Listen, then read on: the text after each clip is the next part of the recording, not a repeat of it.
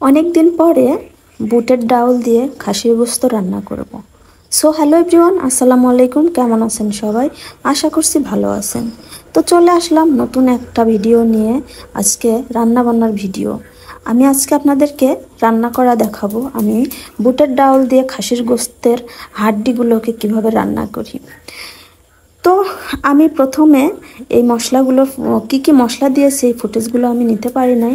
তো আমি এমনি মুখে বলে দিচ্ছি। এখানে দেওয়া আছে পেঁয়াজ কাটা এবং আদা রসুন বাটা, মরিচের গুঁড়ো, এগুলো দেওয়া আছে।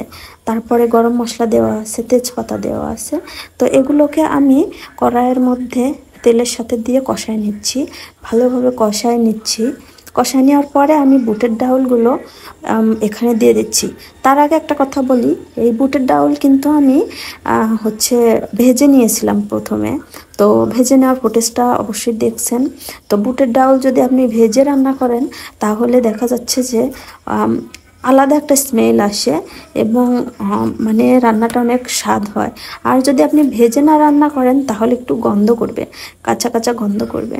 তো আমি বুটের ডাউলটা একটু কষায় নেওয়ার পরে আমি তার মধ্যে খাসির গোস্তের যে হাড্ডি ছিল সেই হাড্ডিগুলো আমি ডাউলের মধ্যে দিয়ে দিছি।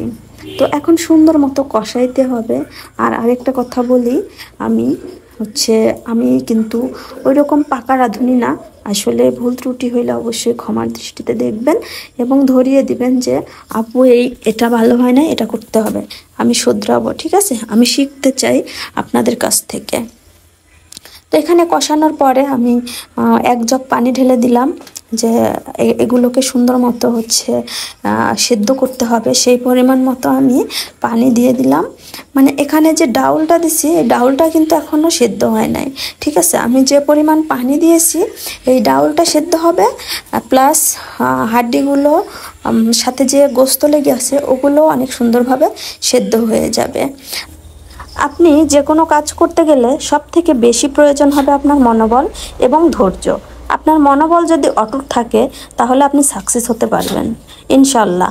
অনেকে অনেক রকম কথা বলবে, আপনাকে ধৈর্য ধরতে হবে। ধৈর্য ধরে আপনি যদি কাজ চালিয়ে যেতে পারেন তাহলে আপনি আপনার লক্ষ্যে পৌঁছাতে পারবেন ইনশাল্লাহ। আর যদি অন্যের কথায় কান দিয়ে আপনি সব কাজ ছেড়ে দিয়ে ঘরে বসে থাকেন তাহলে আপনি পিছিয়ে পড়বেন।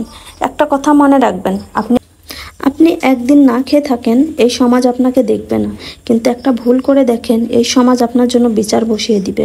মাথায় রাখতে হবে, সবসময় খারাপ থাকলে কেউ ভালো রাখতে আসবে না। তাই নিজের ভালো থাকাটা নিজেকেই দেখতে হবে।